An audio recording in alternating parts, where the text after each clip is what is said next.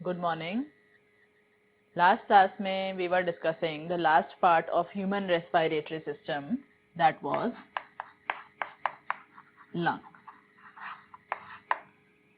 Lungs के अंदर we are left with just one discussion, that is of alveoli. Alveoli में बस आपको मैं इतनी बात बता के गई थी कि it is internally lined by simple squamous epithelium. एक ऐसा बहुत ही थिन एपिथेलियम जिसमें आसानी से एक्सचेंज ऑफ गैसेस हो जाएगा. ठीक, तो ये है alveoli lined by simple squamous. अब देखो, एल्वेलाई कंसिस्ट ऑफ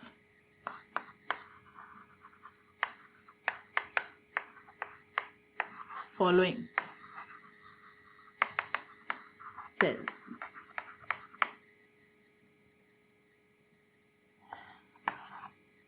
पहला है एल्वेलाई टाइप 1 या न्यूमोसाइट टाइप 1 सेल. क्या लिखा मैंने? सबसे पहला है एल्वेलाई टाइप 1 सेल या न्यूमोसाइट टाइप 1 सेल. तो देखो, एल्वेलाई के अंदर मेनली 3 तरह के सेल हैं. जो सबसे ज़्यादा मेजर हैं, मोस्ट अबंडेंट सेल्स हैं and mainly involve in exchange of gases, वो यही सेल हैं. बस हमने क्या किया, थोड़े हमने देखे कुछ ऐसे सेल्स हैं जिनका कुछ अलग अलग फंक्शन भी होता है, तो हमें उनको भी कुछ नाम देना था. इसलिए हमने कहा एल्वेलाई के अंदर जो मेजॉरिटी सेल्स हैं वो एक्सचेंज ऑफ गैसेस में इन्वॉल्व हैं. उनका नाम है एल्वेलाई टाइप 1 सेल या न्यूमोसाइट टाइप 1 सेल. तो इसके आगे लिख दो most abundant cells, most abundant cells, comma involved in exchange of gases. Most abundant cells involved in exchange of gases.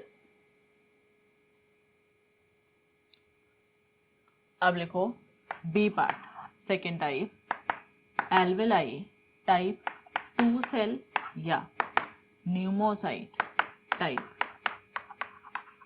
2 cell. Alveoli type 2 cell या न्यूमोसाइट टाइप 2 सेल. इसी के मैं थोड़े से और नाम लिख रही हूं. इसको कहते हैं और सेप्टल सेल या सरफेक्टेंट सेल या क्लारा सेल. सारे नाम लिख दो. एल्वेलाई टाइप 2 सेल या न्यूमोसाइट टाइप 2 सेल और सेप्टल सेल और सरफेक्टेंट सेल और क्लारा सेल. ये टाइप 2 सेल थोड़े बहुत हैं टाइप 1 के बीच बीच में. तो मेजॉरिटी तो टाइप 1 चल रहे हैं, कहीं कहीं बीच बीच में टाइप 2 सेल है. और ये सिक्रीट करते हैं एक सरफेक्टेंट जिसका नाम है lecithin.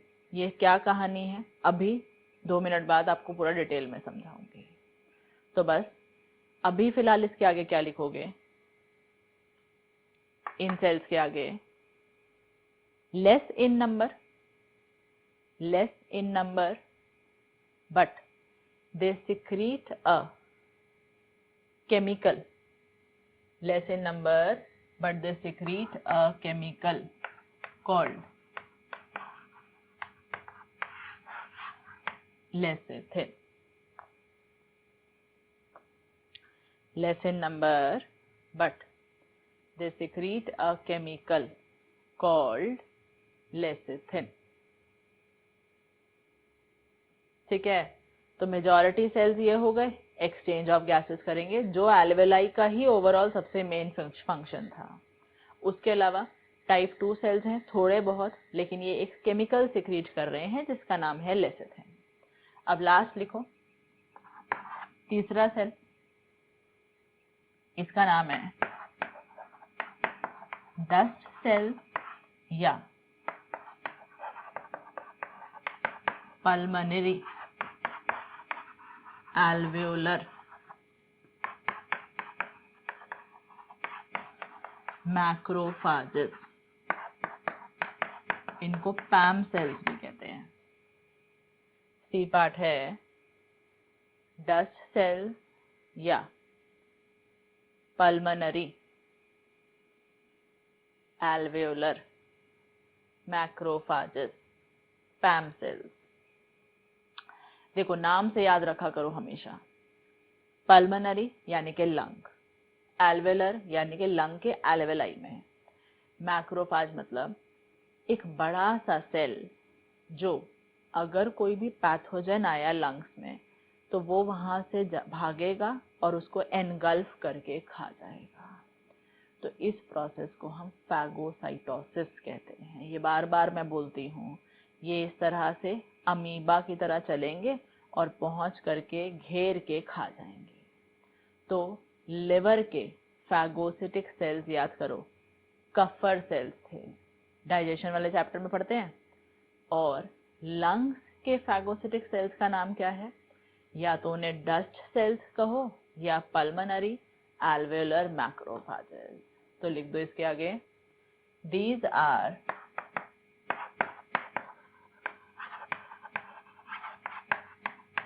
phagocytic cells of lungs. These are phagocytic cells of lungs.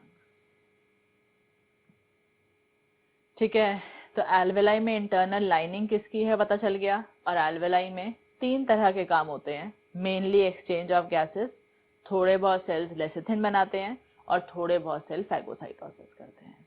अब जरा हम इन सेल्स का थोड़ा डिटेल में देखते हैं क्या कंसेप्ट है। सारे इसके नाम है, मैं इनमें से कोई भी एक नाम यूज कर लूंगी। तो अब इसके नीचे एक नोट लिखो,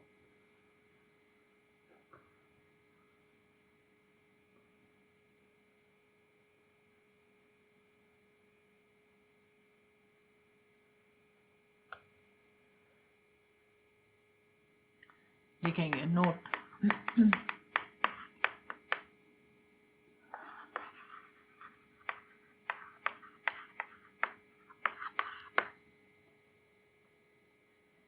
क्लारा सेल।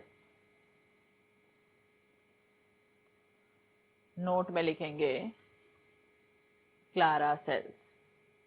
चलो सुनोगे अब यहाँ ध्यान से, फिर मैं सब लिखाऊंगी। ये क्लारा सेल्स सिक्रीट करते हैं एक केमिकल लेसिथिन, उसको हम सरफेक्टेंट लेसिथिन कहते हैं। अब इस सरफेक्टेंट का मतलब क्या है? मान लो मैं एल्वेलाई का स्ट्रक्चर कुछ इस तरह से दिखा रही हूँ, ठीक, गैस भरता है छोड़ता है, इस तरह से ये एल्वेलाई काम करता रहेगा। आप एक कंसेप्ट पढ़ोगे केमिस्ट्री में कि जब 2 सरफेस टकराते हैं तो धीरे धीरे ना इनमें सरफेस टेंशन पैदा होती है। मतलब ये दोनों सरफेस आपस में चिपकना चाहते हैं, एड्सॉर्ब करते हैं। मतलब ये कहते हैं कि जब हमें बार बार ऐसे ऐसे ही करना है तो क्यों ना हम ऐसा करें कि एक बार अच्छे से अटैच हो जाए और फिर ऐसे ही रह जाए। हम बार बार अलग क्यों हो रहे हैं, ये एक साथ आने की कोशिश करते हैं। इस कंसेप्ट को कहते हैं सरफेस टेंशन। मतलब ये सरफेस एक तरह के टेंस एनवायरनमेंट में आ गया है कि क्यों ना मैं एक साथ इकट्ठा होकर एक ही जगह आ जाऊं। तो हमारे 300 मिलियन एल्वेलाई गैस इनहेल करेंगे, एक्सहेल, इनहेल एक्सहेल, ऐसे काम चलता रहेगा। कुछ देर में क्या होगा, ये सरफेस टकराने से सरफेस टेंशन डेवलप होगा और ये एल्वेलाई ऐसे होकर कोलैप्स कर जाएगी। ये फिर कभी फूलेगी ही नहीं एयर का एक्सचेंज कराने के लिए। तो ये तो टेंशन की बात है। तो क्या किया जब हम फीटल लाइफ में होते हैं तब एक बच्चे का सारा फिजियोलॉजी काम करता है सिवाय मेनली रेस्पिरेटरी सिस्टम के। मतलब ऐसा मानो कि नेचर ने उसके लंग्स में 300 मिलियन बलून्स दे रखे हैं, लेकिन वो बलून्स अभी कभी फूले नहीं है हवा से, वो ऐसे पिचके पड़े हैं। जब बच्चा पैदा होता है, दुनिया में आता है, तब वो पहला सांस लेता है और उसके एल्वेलाई फूलते हैं। अब एल्वेलाई ऐसे ऐसे काम शुरू कर देंगे। लेकिन फीटल लाइफ में ही ये क्लारा सेल लेसिथिन का प्रोडक्शन शुरू कर देते हैं and these clara cells start ring lecithin into the alveoli from 6th month of fetal life. ये मैं लिखाऊंगी, आप सिर्फ सुनो अभी।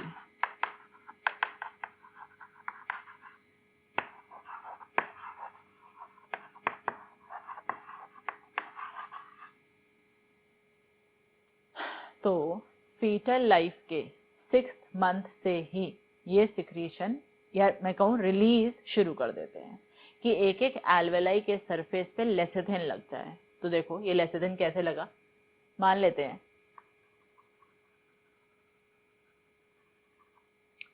लग गया सरफेस पे लेसिथिन। अब मुझे सोच के बताओ, अब क्या ये सरफेस टकराएंगे या सिर्फ लेसिथिन लेसिथिन टकराएंगे? लेसिथिन एक केमिकल है, उसके टकराने से कोई सरफेस टेंशन नहीं होगा। दो सरफेसेस होंगे तो टेंशन डेवलप होगा। दो केमिकल होंगे तो बस केमिकल चिपकेंगे फिर छूट जाएंगे, फिर चिपकेंगे फिर छूट जाएंगे। केमिकल्स के बीच में कोई सरफेस टेंशन डेवलप नहीं होता। सो अब मैं क्या समझा रही हूँ फिर से पूरा। फीटल लाइफ में एल्वेलाई ने कुछ काम नहीं करना, लेकिन फीटल लाइफ में ही ये क्लारा सेल्स एक केमिकल सिक्रीट करते हैं जिसका नाम है लेसिथिन। और ये लेसिथिन रिलीज होना शुरू हो जाता है 6th मंथ से, यानी कि 6th, 7th, 8th और 9th। इन 4 महीनों में सारा लेसिथिन रिलीज होकर हर एल्वेलाई की दीवार पे अटैच हो जाना चाहिए। अब जब बच्चा पैदा हुआ, उसने सांस लिया, उसके एल्वेलाई फूले और ऐसे काम शुरू हुआ, तो सरफेस टेंशन कम हो गया, रिड्यूस हो गया, क्योंकि अब सरफेस तो टकराए नहीं ना, सिर्फ केमिकल्स टकराए। So this lecithin will reduce surface tension, और सरफेस टेंशन कम करता है, इसीलिए उसको सरफेक्टेंट कहते हैं।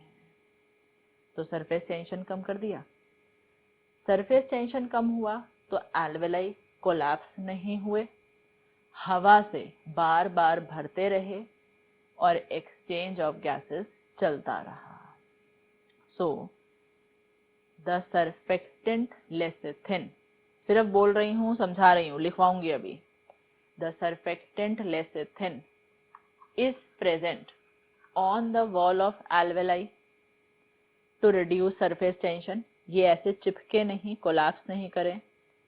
This prevents collapse of alveoli, keeps the alveoli filled with air and helps in exchange of gases। Collapse नहीं करेगा तो बार बार हवा से भरता रहेगा, और भरता रहेगा तो एक्सचेंज ऑफ गैसेस चलता रहेगा। ठीक है।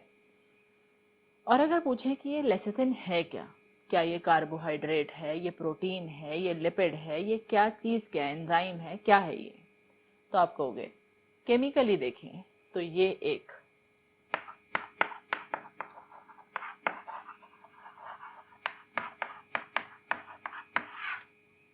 फॉस्फोलिपिड है। लिपिड के ऊपर फॉस्फेट ग्रुप लगाओ तो उसे फॉस्फोलिपिड कहते हैं। तो lipid plus phosphate is phospholipid. तो केमिकली ये एक फॉस्फोलिपिड है। ठीक है, जब भी पेपर में ऐसा पूछेगा ना केमिकली एनीथिंग इज, तो आपको बताना होता है कि वो कार्बोहाइड्रेट है, लिपिड है कि प्रोटीन है। ठीक है, ये सारी कहानी हम आपको एक चैप्टर बायोमोलिक्यूल्स में पढ़ा के देते हैं। अब एक और बात सुनो, 6th मंथ से रिलीज होना शुरू हुआ और 4 महीने लगे कि पैदा होने से पहले पहले सब एल्वेलाई पर ये कोटिंग चढ़ जाएगी। अब क्या होता है, कुछ बच्चों की प्री मैच्योर डिलीवरी हो जाती है, 7th मंथ में बर्थ हो गया, या हुए 9 मंथ में ही लेकिन उनके क्लारा सेल्स का सिक्रीशन कम रह गया, या कोई कोई अनलकी बच्चा ऐसा भी हो सकता है कि उसके अंदर क्लारा सेल्स ने फंक्शन ही नहीं किया। तो मान लो क्लारा सेल्स ने फंक्शन नहीं करा, लेसिथिन नहीं बना या कम बना, कुछ भी ऐसा हुआ, तो जब बच्चा पैदा हुआ उसने सांस लिया, एल्वेलाई ने काम शुरू किया, उसके बाद कुछ टाइम बाद एल्वेलाई कोलैप्स होना शुरू हो जाएंगे। अगर लेसिथिन नहीं है तो ये कोलैप्स बहुत तेजी से होगा, और अगर लेसिथिन कम है तो ये कोलैप्स धीरे धीरे होगा, and that can even become fatal. अगर लेसिथिन की कमी बहुत ज़्यादा हुई, बिल्कुल नहीं हुआ, एल्वेलाई तेजी से कोलैप्स होने लगे, वो बच्चे का डेथ भी ला सकता है, जिसे हम रेस्पिरेटरी डिस्ट्रेस सिंड्रोम कहते हैं। मतलब जब बच्चे ने पैदा होने के बाद गल्प ऑफ एयर लिया और कोशिश की सांस लेने की, तो डिस्ट्रेस मतलब वो बहुत स्ट्रेस में आ गया, क्योंकि उसके एल्वेलाई की दीवारों पर लेसिथिन था ही नहीं। स्ट्रेस से उसने कोशिश करी कि मैं हवा का एक्सचेंज कर पाऊं, बट सारे एल्वेलाई कोलैप्स होते चले गए, which can even result in death. तो इसका एज सच कुछ बच्चों को अंडर ऑब्जर्वेशन रखते हैं, लेसिथिन कम होता है तो वो धीरे धीरे रिलीज होकर ठीक हो जाते हैं, बट हम ऐसा नहीं है कि बाहर से बच्चों को लेसिथिन का इंजेक्शन दे दें, ये नहीं हो सकता। और एडल्ट में हमारे अंदर लेसिथिन बन रहा है तो गारंटी है पैदा होने से अब तक बन ही रहा है, लेकिन जो लोग सिगरेट स्मोकिंग करते हैं, सिगरेट स्मोकिंग से ये क्लारा सेल्स डैमेज होते हैं, लेसिथिन सिक्रीशन कम होने लगता है। तो ऐसा नहीं है एक बार लेसिथिन बनाना था, ये रिपीटेडली लाइफ लॉन्ग बनाते रहना पड़ेगा। ठीक, तो ये सारा मैंने आपको कंसेप्ट किसका समझाया, क्लारा सेल्स। अब लिखना शुरू करो इसमें, these cells secrete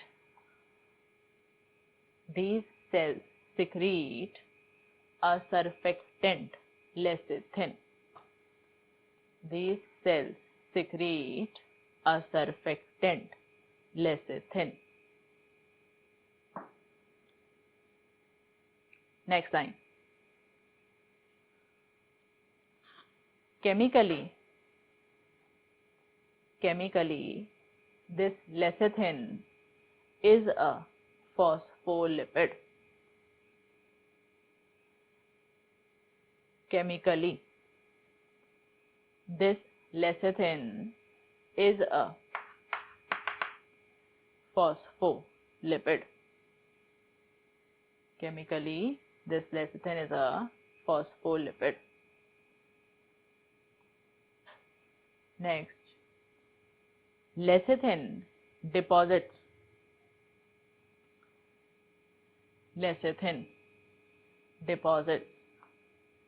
on the wall of alveoli. Lecithin deposits on the wall of alveoli, comma, to reduce the surface tension. Lecithin deposits on the wall of alveoli, comma, to reduce the surface tension. Next line में लिखना star लगा के, this prevents collapse of alveoli, this prevents collapse of alveoli, comma, keeps the alveoli filled with air, keeps the alveoli filled with air, and helps in exchange of gases.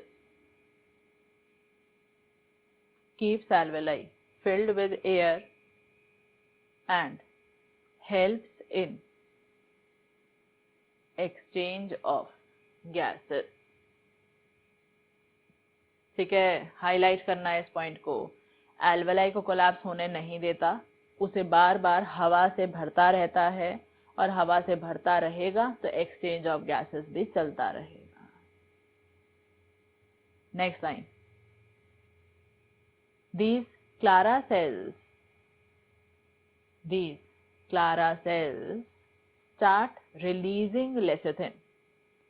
These clara cells start releasing lecithin, comma, from 6th month of fetal life. Start releasing lecithin from 6th month of fetal life. From 6th month of fetal life.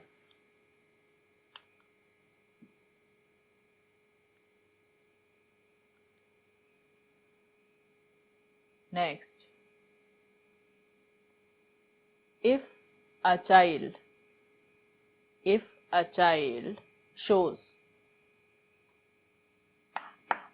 premature delivery, if a child shows premature delivery, or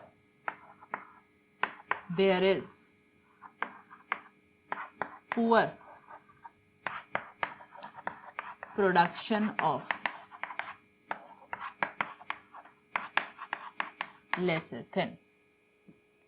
If a child shows premature delivery or there is poor production of lecithin,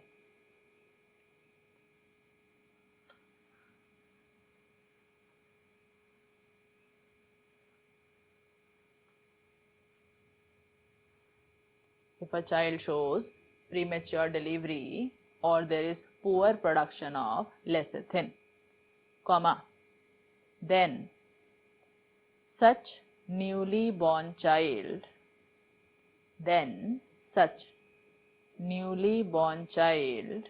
may suffer from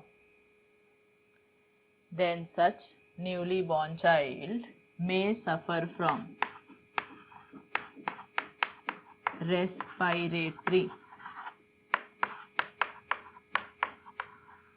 distress syndrome, RDS. Then such newly born child may suffer from respiratory distress syndrome, RDS, comma, and it may become fatal in nature. And it may become fatal in nature. Last point. Cigarette smoking.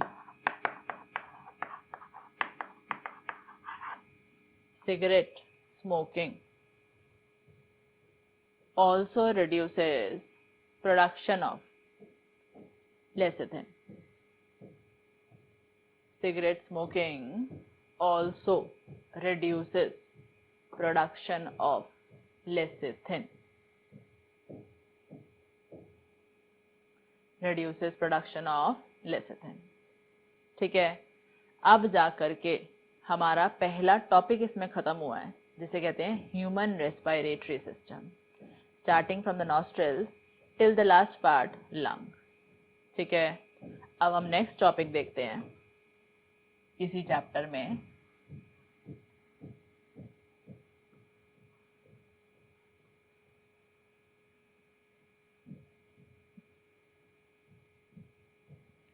लिखो,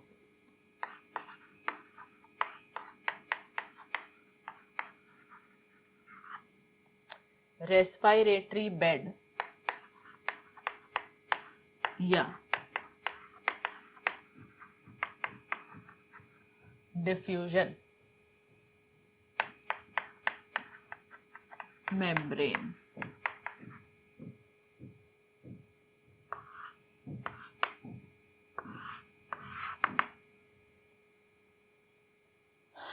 respiratory bed या diffusion membrane.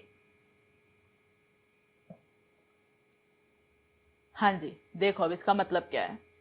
हम यहाँ समझना चाह रहे हैं कि एक मेम्ब्रेन क्रिएट होती है between the alveoli and blood capillary, जिस मेम्ब्रेन को क्रॉस करके ही हो सकता है एक्सचेंज ऑफ गैसेस. तो देखते हैं किस तरीके से. सामने देखो, पहले सिर्फ समझना, ये लेयर समझ आ जाएंगी, फिर याद करना आसान है.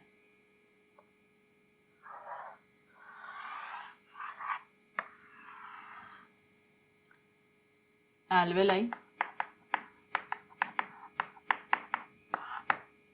और ये है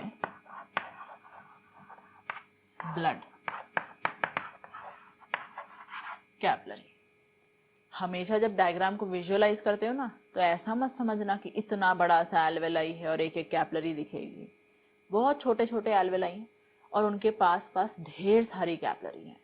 हमने उस स्ट्रक्चर को बहुत जूम करके अपने समझने के लिए ऐसे बनाया है. तो ये एक हमने सेटअप बनाया. अब मैंने कहा था alveoli is internally lined by simple squamous epithelium. Squamous शब्द का मतलब है दिखने में फ्लैट, टाइल जैसी लगेंगी, जैसे हमारे यहाँ पर फर्श पर टाइल लगी होती है ना, वैसी सी. तो देखो ये मैं बना रही हूँ.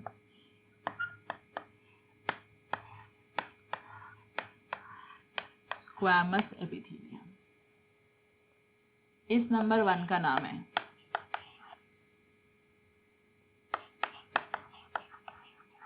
एल्वेओलर एपिथेलियम.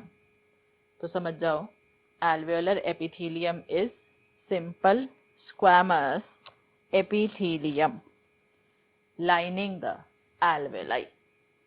और कभी नहीं भूलना है कि जहां एपिथेलियम लिखा है उसके नीचे बेसमेंट मेम्ब्रेन जरूर मेंशन करना है.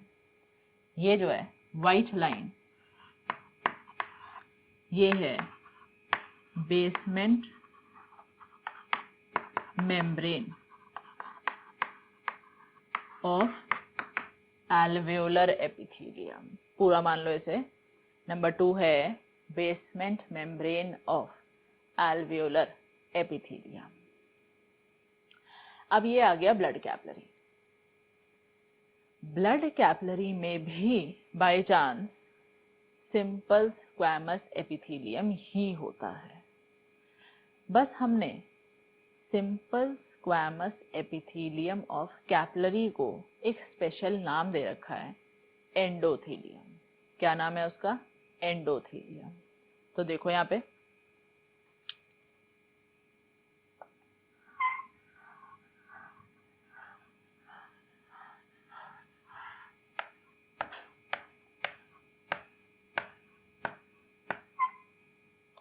मैंने एक तरफ इस तरह से एपिथेलियम दिखा दिया. अब देखो ये एपिथेलियल भी बेसमेंट मेम्ब्रेन पर ही रेस्ट कर रही हैं, तो ये है basement membrane of endothelium of capillary. ये है basement membrane of endothelium of capillary. और जो ये है लास्ट लेयर, ये है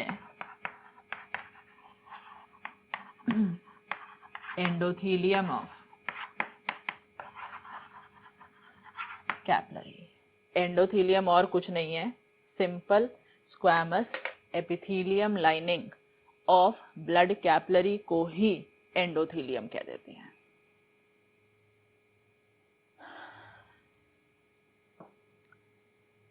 अब देखना, एल्वेलाई ने ब्लड से कहा कि तू मुझसे ऑक्सीजन ले जा और मुझे एक्सचेंज में CO2 देके चला जा। तो देखो, देखना यहाँ पर, यहां से O2 चलना शुरू हुआ,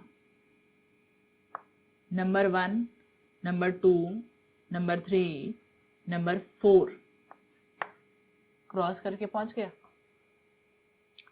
तो ये जो 1, 2, 3, 4 इसे क्रॉस करना पड़ा, इन 1, 2, 3, 4 को मिला के ही कहते हैं रेस्पिरेटरी बेड या डिफ्यूजन मेम्ब्रेन। सो क्या बोला मैंने? Diffusion membrane is that membrane which has to be crossed for exchange of gases.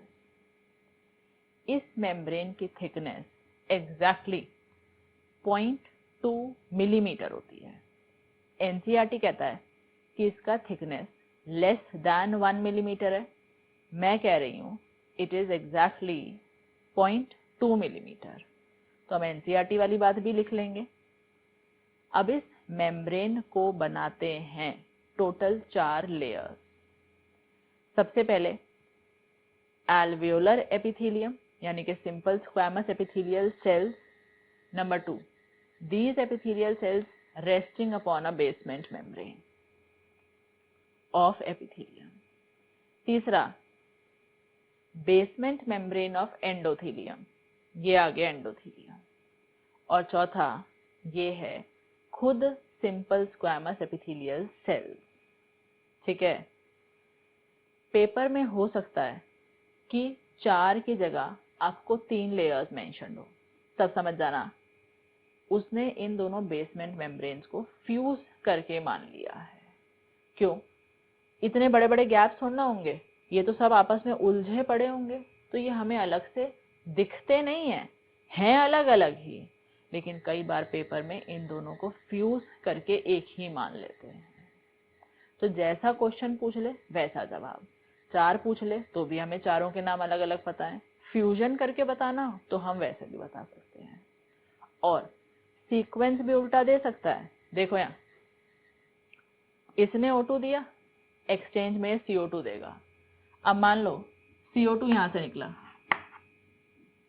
सबसे पहले 4, 3, 2, 1, वो तो 4, 3, 2, 1 करते हुए गया, लेकिन अल्टीमेटली थिकनेस तो उतनी है ना जितनी हर जगह है इन्हीं 4 से।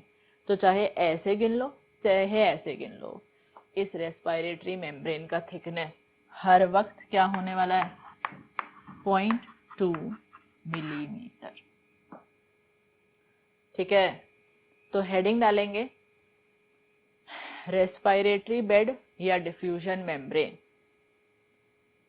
उसके नीचे ये डायग्राम बना लेंगे और डायग्राम के नीचे लिखेंगे, लिखो this membrane has a thickness of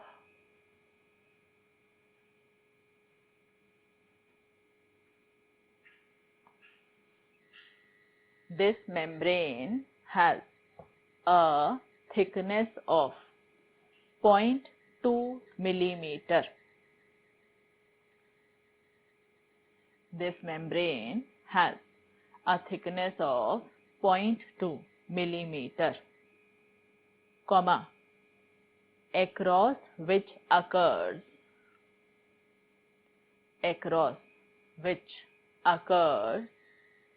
the exchange of gases, across which occurs the exchange of gases. ठीक है, across which occurs the exchange of gases. इसी के ब्रैकेट में लिख देना. In NCERT, comma, thickness is given less than 1 millimeter. उसने specific नहीं बताया, जनरलाइज कह दिया. In NCERT, thickness is given less than 1 millimeter. Less than 1 millimeter. Next line. This diffusion membrane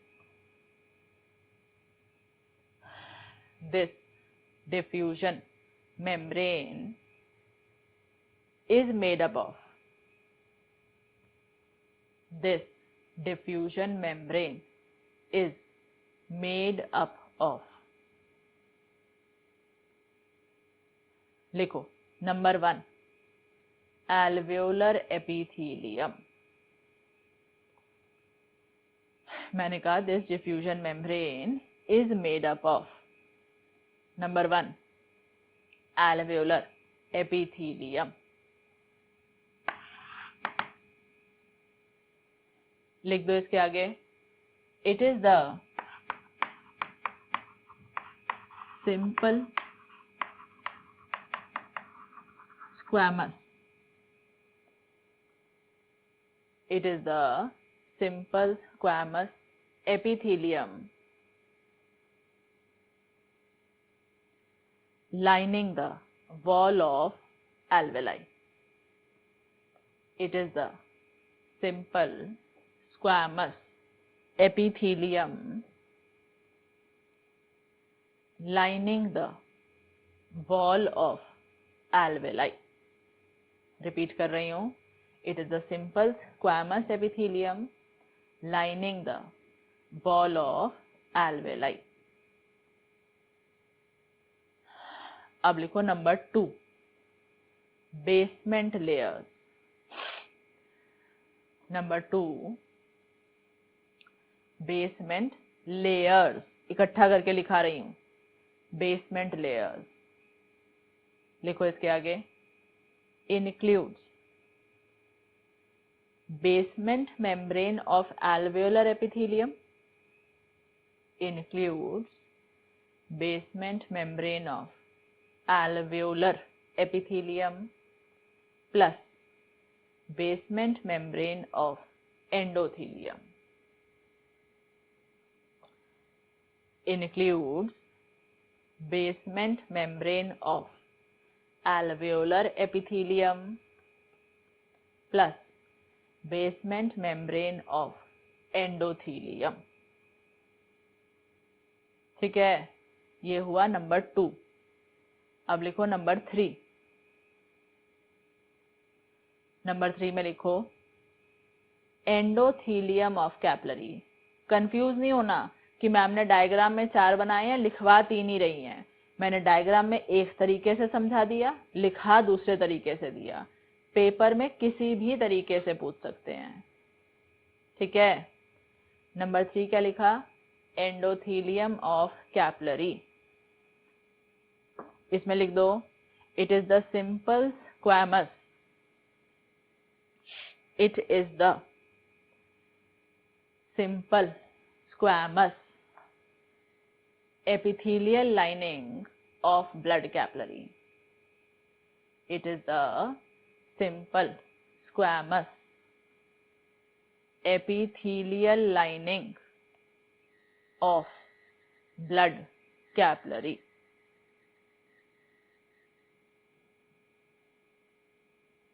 ठीक है, तो ये हमने खत्म किया टॉपिक डिफ्यूजन मेम्ब्रेन का. अब नेक्स्ट देखेंगे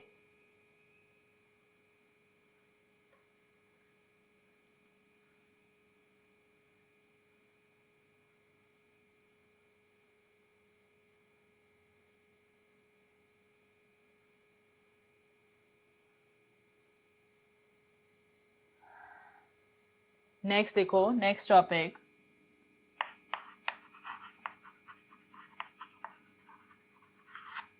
pulmonary volume and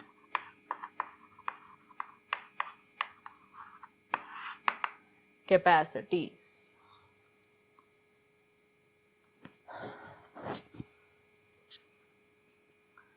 Pulmonary volume and capacity.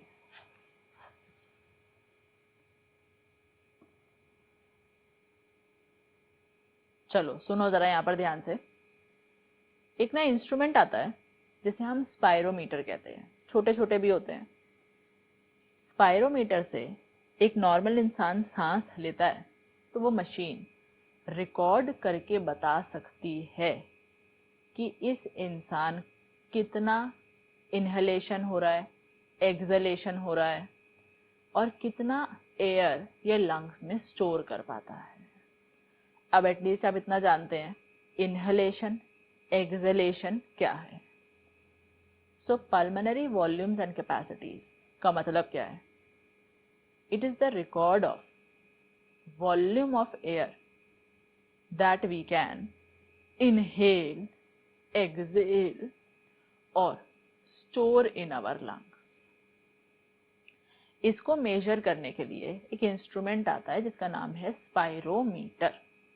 ठीक है, अब सवाल उठा हम ये कर ही क्यों रहे हैं? इसको करने से एक फायदा होगा। अगर मुझे नॉर्मल इंसान का ये वैल्यू पता होगा तो मैं एक पेशेंट के वॉल्यूम्स को कंपेयर कर पाऊंगी। अगर मुझे उसके वॉल्यूम्स में कुछ कम ज़्यादा दिखा तो मुझे एक बेसिक आइडिया हो जाएगा कि इसको प्रॉब्लम क्या होने लगी है। ठीक है, और एक एवरेज इंसान का नॉर्मल ब्रीदिंग रेट होता है 12 से 16 टाइम्स पर मिनट। 72 नहीं होता, वो बीट्स पर मिनट होती हैं, हार्ट बीट। मैं पूछ रही हूँ ब्रीदिंग रेट। 1 मिनट में हम कम से कम 12 बार सांस लेते हैं या 16 टाइम्स ले सकते हैं, तो ऑन एवरेज 14 ब्रेथ्स पर मिनट होते हैं। ठीक, लिखो पहले इतना, पहले यही लिखो। In any average human, in any average human, comma, the normal breathing rate is, the normal breathing rate is 12 to 16 times per minute. The normal breathing rate is 12 to 16 times per minute.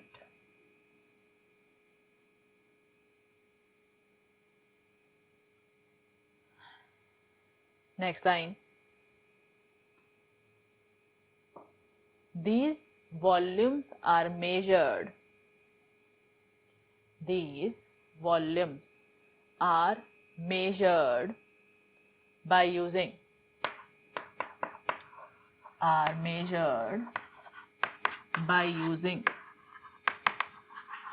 an instrument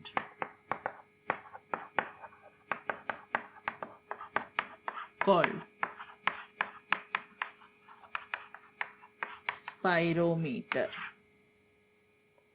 These volumes are measured by using an instrument called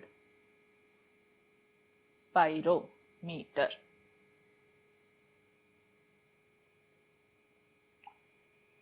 Next, these volumes represent the volume of air, represent the volume of air that we can inhale, comma, exhale or store in our lungs. These volumes represent the volume of air that we can inhale, comma, exhale or store in our lungs.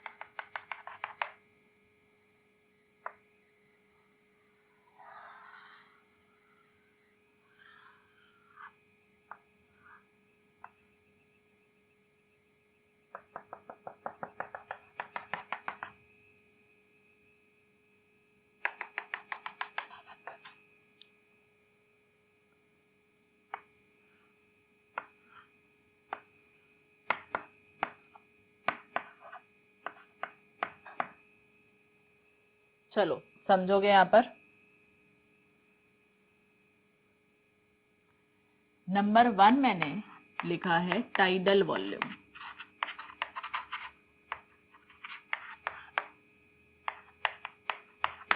TV, सुनना ध्यान से। Tidal volume, ये definitions को present करने के बड़े तरीके हैं। कंसेप्ट समझना है, रटना नहीं है।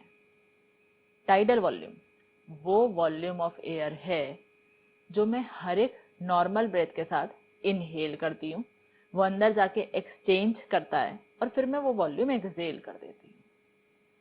हर ब्रेथ के साथ मैं 500 ml यानी कि 0.5 लीटर एयर इनहेल करती हूँ, एक्सचेंज होता है और फिर 0.5 का 0.5 लीटर एक्सहेल आउट कर देती हूँ। इस वॉल्यूम को क्या कहते हैं? Tidal volume. देख रहे हो, इस ग्राफ में ये वाले एरिया में हमने टाइडल वॉल्यूम रिप्रेजेंट किया है। अब ये टाइडल वॉल्यूम मैंने कहा टोटल है 500 ml या 0.5 लीटर। 500 ml में से, सुनना ध्यान से, मैं सब खुद लिखाऊंगी। 350 ml है alveolar वॉल्यूम, 150 ml है डेड वॉल्यूम। क्या मतलब हुआ? मान लो ये मैं एक नॉर्मल ब्रीदिंग कर रही हूँ। नॉर्मल ब्रीदिंग हमें बाहर से तो पता चलती नहीं, खुद ही हो रही है। अब मैंने ये एक सांस लिया, 500 ml हवा गई, 500 में से 150 नाक में, फेरिंक्स, ट्रेकिया, ब्रोंकाई, ब्रोंकियोल्स में फंसी रह गई। जो एल्वेलाई में पहुंची वो 350 ml है, जिसे हम एल्वेओलर वॉल्यूम या फंक्शनल वॉल्यूम कहते हैं। क्यों? 500 में से, 500 में से 350 एल्वेलाई में पहुंची तो सिर्फ वही तो एक्सचेंज ऑफ गैसेस करेगी। बाकी की 150 ml मेरे रेस्पिरेटरी पैसेज में फंसी रह गई है। क्यों? उस 150 ml को कहने को हम डेड वॉल्यूम कह रहे हैं, क्योंकि उसने एक्सचेंज ऑफ गैसेस तो किया ही नहीं।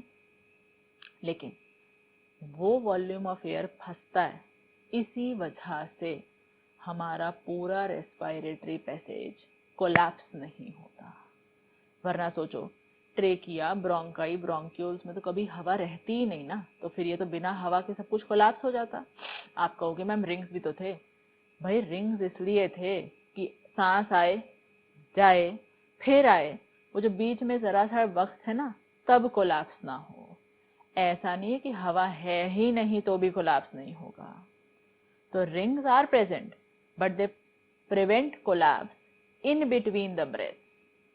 अगर मैं हवा हर बारी नहीं छोड़ूंगी तो पूरा कंडक्शन जोन कोलैप्स हो जाएगा। तो अब ओवरऑल ये हुआ, 500 ml जा रहा है, 150 रुक रहा है, 350 पहुंच रहा है, एक्सचेंज कर रहा है, O2 दिया, CO2 लिया, फिर 350 वहां से चला, और अपने 150 को लेकर के 500 का 500 बाहर आ गया। फिर इतनी देर में अगला 500 चल पड़ा। तो 500 ml में से 350 एल्वेलर वॉल्यूम है और 150 क्या है, डेड वॉल्यूम। ठीक है, इसे तब बनाना जब ये कंप्लीट हो जाएगा। लिखो नंबर वन लिखो, टाइडल वॉल्यूम या टीवी, शॉर्ट में भी याद रखना है, टाइडल वॉल्यूम या टीवी। लिखो इसमें, it is the volume of air, it is the volume of air that we inhale and exhale. It is the volume of air that we inhale and exhale with each normal breath. It is the volume of air which we inhale and exhale, comma, with each normal breath. With each normal breath. नीचे लिखो फिर, TV equal to 500 ml या 0.5 litre, box में डालना। TV equal to 500 ml या 0.5 litre, ऐसे box में डालते जाना सब वॉल्यूम्स को। नेक्स्ट देखो, out of this 500 ml, out of this 500 ml of air, comma, only 350 ml reach alveoli, only 350 ml reaches alveoli, so called alveolar volume or functional volume, so called alveolar volume or functional volume, comma, involved in exchange of gases.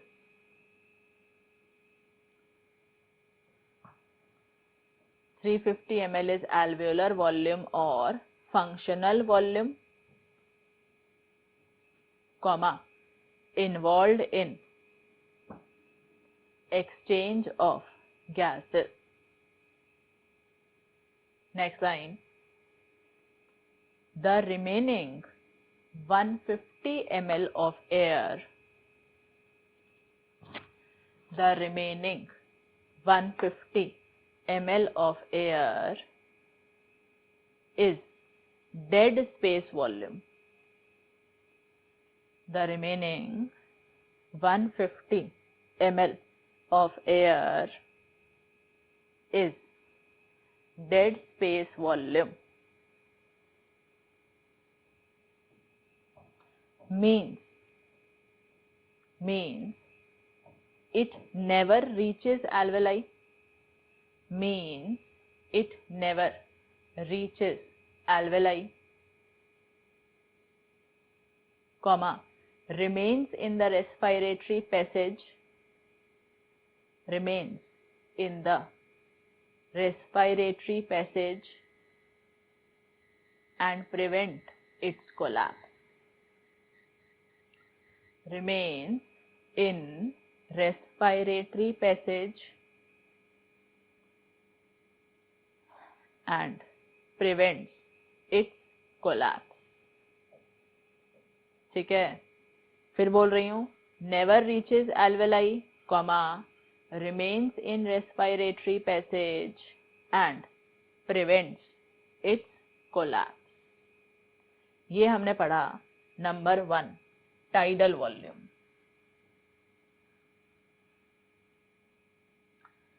अब number 2 देखो, पहले यहां देखो diagram में,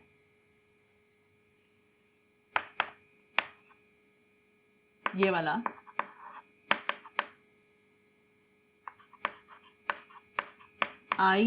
RV और ये है number 3 ERV।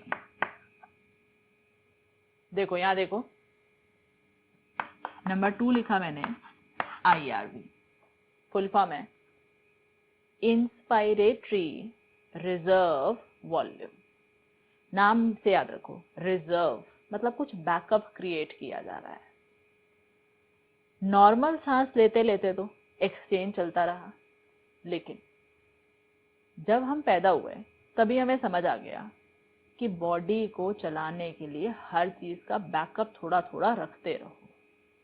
तो क्या किया हम लोग, फोर्सफुल ब्रीदिंग करके, वॉलेंट्री ये करके थोड़ा extra volume of air inhale कर लेते हैं। So the additional volume of air that we inhale by forceful breathing is called IRV, inspiratory reserve volume। और मैं कह रही हूँ एडिशनल वॉल्यूम, तो मान के चलो मैं नॉर्मल वॉल्यूम इनहेल कर चुकी हूँ, टीवी का इनहेलेशन मैंने कर लिया है, उसके बाद मैं एडिशनल वॉल्यूम इनहेल कर रही हूँ। ठीक है, समझ आया? लिखो जरा। Number 2 IRV, inspiratory